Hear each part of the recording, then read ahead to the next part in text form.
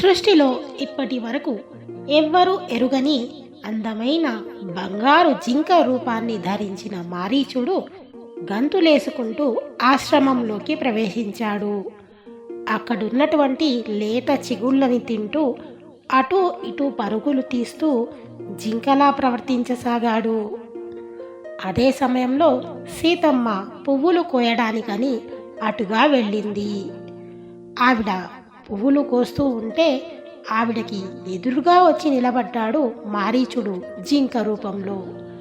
ఆ జింకని చూసిన సీతమ్మ పొంగిపోయి, రామా, లక్ష్మణ, మీరు మీ ఆయుధములను ధరించి గబగబా రండి అంది. రామ లక్ష్మణులు వచ్చాక సీతమ్మ వాళ్లతో, ఎదురుగా ఉన్న ఆ మృగాన్ని చూశారా? ఎంత అందంగా ఉందో! సృష్టిలో ఇలాంటి మృగాన్ని నేను ఇప్పటి వరకు చూడలేదు. ఆ బంగారు రంగు చర్మం, వెండి రంగు చుక్కలు అని సీతమ్మ ఆ మృగాన్ని వర్ణించబోతుండగా వెంటనే లక్ష్మణుడు ఇలా అన్నాడు. అన్నయ్య, అది మృగం కాదు, ఇది మారీచుడు. ఈ సృష్టిలో ఎక్కడా ఇటువంటి జింక లేదు. ఈ మారీచుడు ఇలా కామరూపాన్ని పొంది వేటకి వచ్చిన ఎందరో రాజులని ఆకర్షించి భుజించాడు. నా మాట నమ్ము, ఇది ఖచ్చితంగా మారీచుడి మాయ అన్నాడు. అప్పుడు సీతమ్మ లక్ష్మణుడిని వారించి రాముడితో ఇలా అంది. ఆర్యపుత్ర, నా మనస్సుని ఈ మృగం హరిస్తోంది. నాకు ఆడుకోవడానికి ఈ మృగాన్ని తెచ్చిపెట్టండి. చంద్రుడు అరణ్యాన్ని ప్రకాశింపచేసినట్టు ఒంటి మీద రత్నాల లాంటి చుక్కలతో ఈ జింక అరణ్యాన్ని ప్రకాశింపచేస్తుంది. మనం కట్టుకున్న ఆశ్రమంలో ఎన్నో మృగాలు ఉన్నాయి. వాటితో పాటు ఈ జింక కూడా ఉంటే నాకు ఎంతో సంతోషంగా ఉంటుంది. ఆహా, ఏమి లక్ష్మీ స్వరూపం, ఏమి అందం, ఏమి ప్రకాశం! మీరు ఎలాగన్నా సరే ఆ మృగాన్ని పట్టి నాకు ఇవ్వండి. ఇంకా కొంతకాలంలో ఈ అరణ్యవాసం పూర్తయిపోయి మనం మన అంతఃపురానికి వెళ్ళిపోతాము. అప్పుడు ఈ మృగాన్ని తీసుకుని వెళదాము. ఈ మృగం భవిష్యత్తులో అంతఃపురానికి శోభనిస్తుంది. మనం అంతఃపురానికి వెళ్ళగానే భరతుడు, అత్తగారులు దీనిని చూసి, అబ్బా, ఏమి మృగం అంటారు. అందుకని మీరు దానిని తప్పకుండా పట్టుకురండి. ఆర్యపుత్ర, ఆ మృగం నాకు ఎంతగానో నచ్చింది. కానీ మీకు నేను మంకుపట్టు పట్టినట్టు మాట్లాడినట్టు అనిపించిందా? అలా మాట్లాడితే ఏమీ అనుకోకండి అంది. అప్పుడు రాముడు లక్ష్మణుడితో, లక్ష్మణ, మీ వదిన ఈ 13 సంవత్సరాల అరణ్యవాసంలో ఏమీ అడగలేదు. మొట్టమొదటిసారి ఈ జింకని అడుగుతుంది. ఆ మృగం పట్ల ఎంత వ్యామోహం పెంచుకుందో మీ వదిన మాటలలో స్పష్టం అవుతుంది. ఆమె ఇంతగా ఈ మృగాన్ని అడుగుతుంటే నేను తీసుకురాను అని ఎలా అనగలను? అందుకని నేను ఆ మృగాన్ని పట్టుకుని వస్తాను. ఒకవేళ దాన్ని ప్రాణాలతో తీసుకురాలేకపోతే దాని శరీరాన్ని అయినా తీసుకువస్తాను.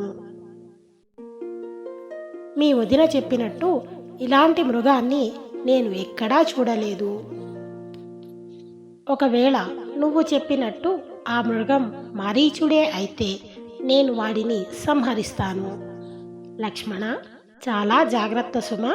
ప్రతి క్షణము నువ్వు శంకిస్తూనే ఉండాలి. నువ్వు మరియు జటాయువు సీతను జాగ్రత్తగా కాపాడండి అని చెప్పి రాముడు ఆ మృగాన్ని పట్టుకోవడానికని దాని వెనకాల వెళ్ళాడు. జింక రూపంలో ఉన్న మారీచుడు ముందు పరిగెడుతున్నాడు, వెనకాల రాముడు పరిగెడుతున్నాడు. ఆ మారీచుడు కనబడినట్టు కనబడి మాయమవుతూ మందలలో కలిసిపోతూ అటూ ఇటూ పరుగులు తీస్తున్నాడు. మారీచుడు రాముడికి ఒక్కొక్కసారి ఇక్కడే కనబడుతున్నాడు.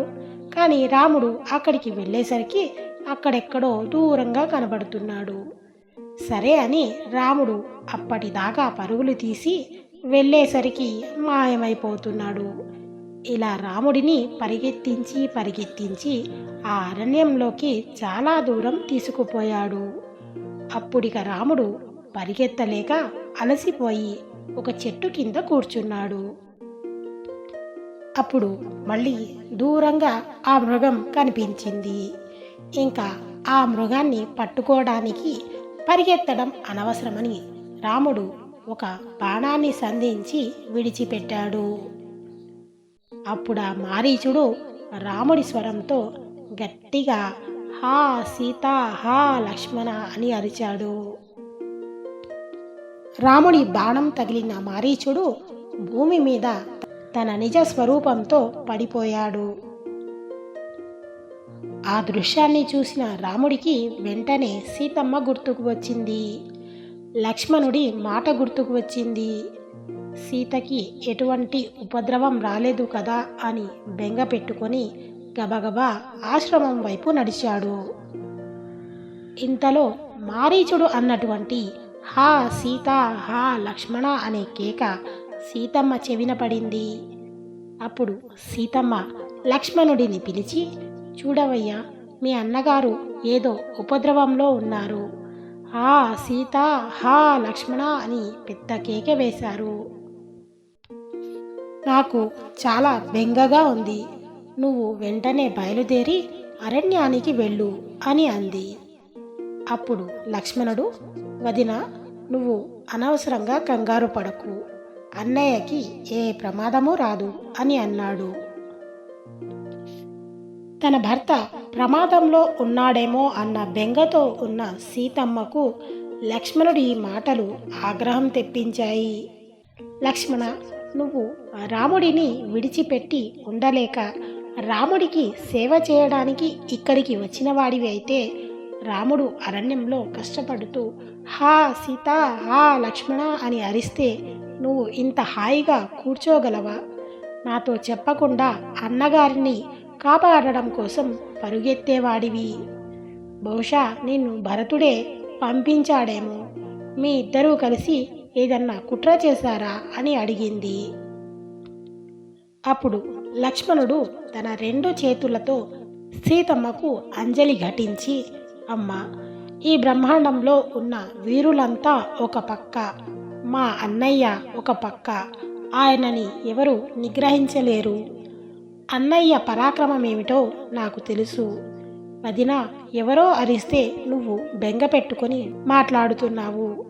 అరిచినది మాయా మారీచుడు, అన్నయ్య అరవలేదు, నా మాట నమ్ము అన్నాడు. నేను యథార్థం చెబుతున్నాను. అది అసలు మా అన్నయ్య అరుపే కాదు. మాయావి అయిన రాక్షసుడు మా అన్నయ్య కంఠంతో చనిపోయే ముందు ఒక మాయావిలా అరిచాడు. మా అన్నయ్య కంఠం అక్కడ పూర్తిగా రాలేదు. నన్ను దూరంగా పంపితే నువ్వు ప్రమాదంలో పడతావు. అందుకని నువ్వు బెంగ పెట్టుకోకు. నువ్వు అలా చూస్తూ ఉండు. అన్నయ్య కోదండం పట్టుకొని వచ్చేస్తాడు. ఆ మాయామృగం చర్మంతో వస్తాడు. అన్నయ్య వెళ్లే ముందు వదినని నీకు అప్పచెప్పి వెళుతున్నాను. ప్రతి క్షణాన్ని శంకిస్తూ ఉండు.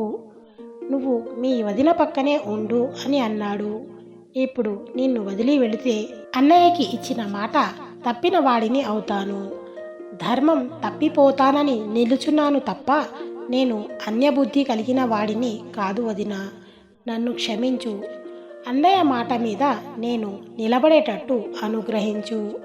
నిన్న కాక మొన్న ఖర దూషణలతో కలిపి 14,000 మంది రాక్షసులని అన్నయ్య చంపాడు. అన్నయ్య మీద రాక్షసులు పగబట్టి ఉన్నారు. అందుచేత ఎలాగైనా మనకి ఉపద్రవం తేవాలని మాయాస్వరూపంతో ఇవాళ ప్రవర్తించారు. నా మాట నమ్ము, ఆ అరుపులను నమ్మకు అన్నాడు లక్ష్మణుడు.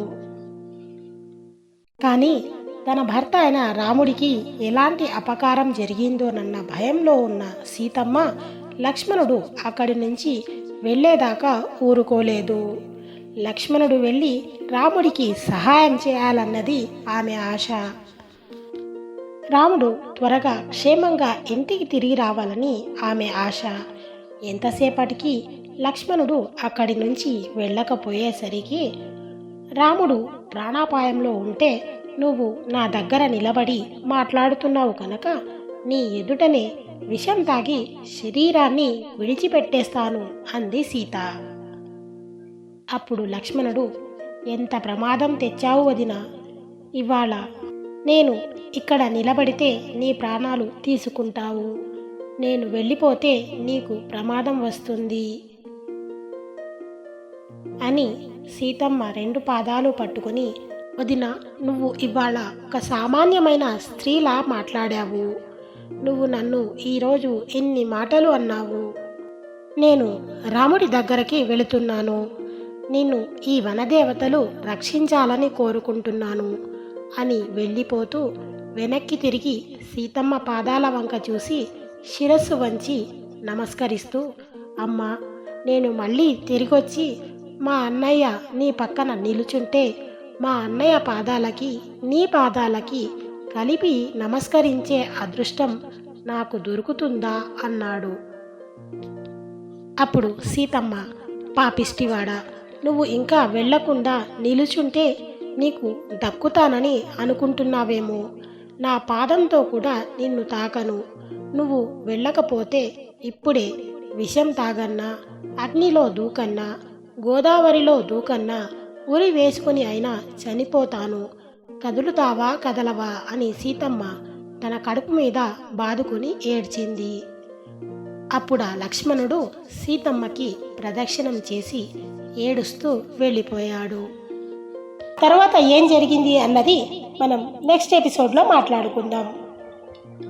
మన ప్రాచీన కథలు, గ్రంథాలు, పురాణాలు, ఇతిహాసాల వంటివి అందరికీ అందుబాటులో ఉండాలనే ప్రయత్నంలో ఈ కథలను వీడియో రూపంలో చేస్తున్నాను.